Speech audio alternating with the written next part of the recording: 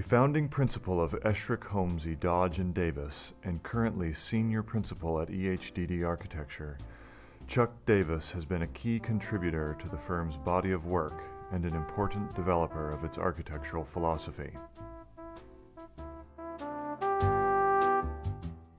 During a remarkable career spanning 5 decades, Chuck has created a noteworthy and diverse portfolio of award-winning buildings, but undoubtedly his enduring legacy is in aquarium design.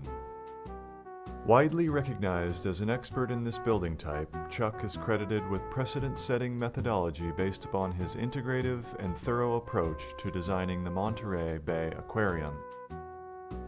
This approach continues to this day as Chuck shares his legacy with a younger generation.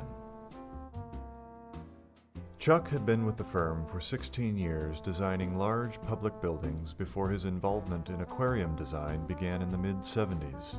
At that time, Chuck was the principal known for getting large, complex projects designed and built, so he was well suited for the tremendous technical challenges inherent to aquarium design. In 1975, Chuck was asked by the campus architect at the University of California, Santa Cruz to design a small marine research lab funded by the Long family of Long's drugs. The project had to meet a number of technical, aesthetic, and political requirements. One building and some seawater tanks for seals and sea lion research opened in 1978. Chuck became one of very few experts in open seawater systems and the design of buildings along the Monterey coast. Around this time, he was approached by biologist Steve Webster about a new project in Monterey.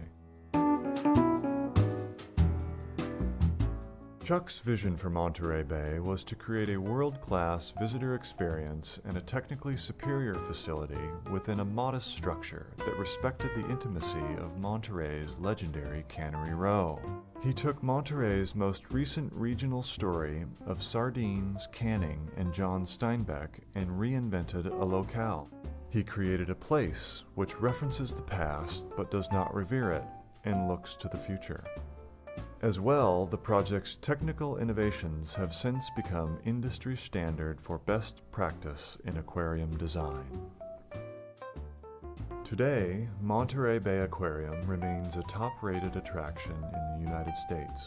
Perhaps its enduring appeal can be attributed in part to the unique visitor experience offered by its random circulation path. As Chuck puts it, "We tried to create an aquarium that grants some autonomy to the visitor.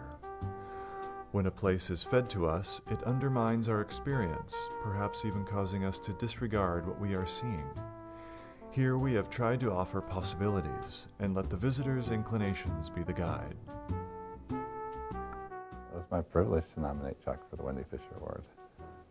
I think he's a perfect recipient. Obviously, his career speaks for itself. He should be recognized not only just for his architectural achievements, but also his commitment and his service to conservation and education. In a sense, Chuck Davis is a conservationist as well as an architect. People, before they start learning about animals or wild places, they have to have an open mind and feel like they're ready to learn. And I think he's able to capture that feeling. I think that a lot of his work moves people emotionally. It gives people a feeling. They can't really define it, but they can feel it. And I think that's what's special about his work. You feel like you're in a special place. And when you feel like you're in a special place, you open your mind up and a lot more can happen. This state-of-the-art facility, which is designed to withstand the extreme forces of nature, promotes international marine science education and awareness of the oceanic environment. The architecture embodies the essence of a timeless monumental building in Chinese culture without resorting to historicist tradition. Its undulating forms reflecting the sea and sight are seen clearly from the coast without dominating the landscape.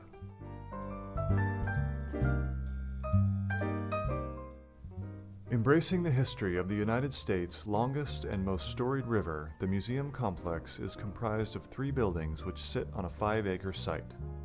To reflect the area's historical building traditions, local materials such as limestone from local quarries and masonry were used. To aid in narrating the river's history, major exhibit artifacts were restored and placed in the landscape for public view.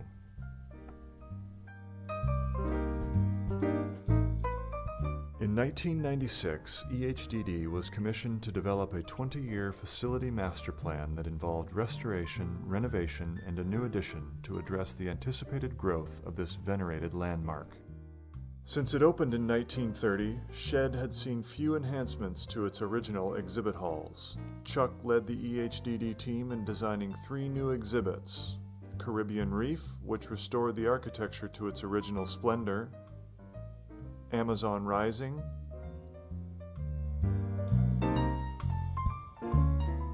and Wild Reef, Sharks at Shed.